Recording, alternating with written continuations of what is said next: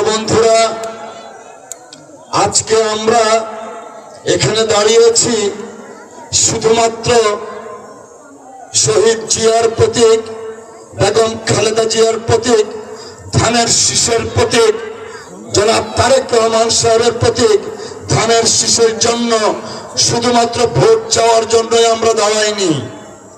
এখানে দাঁড়িয়েছি আমরা আগামীর বাংলাদেশ কিভাবে গড়ব, আমরা আগামীর দুর্গাপুর কলমাকান্দা কিভাবে গড়ব। আমি গত 22 তারিখ থেকে নির্বাচনী প্রচারণা করতে করতে আমাদের দুর্গাপুর কলমাকান্দার 15টি ইউনিয়নে প্রায় প্রত্যেকটা ইউনিয়নে 2-3 করে গিয়েছি।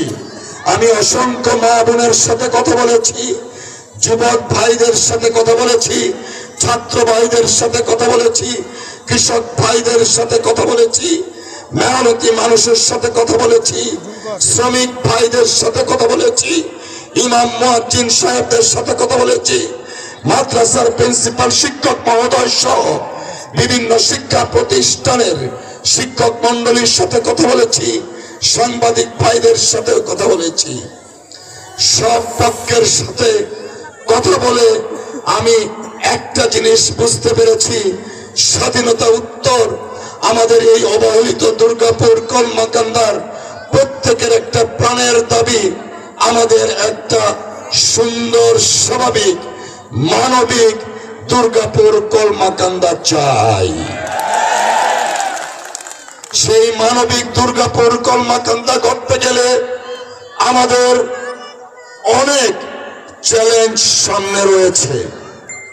এই চ্যালেঞ্জ শুধু মাদক নির্মূলের চ্যালেঞ্জ নয়, এই চ্যালেঞ্জ শুধু কিশোর গ্যাং নির্মূলের চ্যালেঞ্জ নয়, এই চ্যালেঞ্জ আমার প্রত্যেকটা হিন্দু ভাইয়ের নিরাপত্তা দেওয়ার চ্যালেঞ্জ, এই চ্যালেঞ্জ আমার প্রত্যেকটা খ্রিস্টান কমিউনিটির প্রত্যেকটা চার্চকে নিরাপত্তা দেওয়ার চ্যালেঞ্জ, এই চ্যালেঞ্জ আমার হিন্দু ভাইদের মন্দির, এই চ্যালেঞ্জ শ্মশান ঘাট নির্মাণ সহ তাদের সার্বিক নিরাপত্তা এবং উন্নয়নের চ্যালেঞ্জ, এই চ্যালেঞ্জ আমাদের মুসলমান ভাইদের ঈমান রক্ষা করার চ্যালেঞ্জ।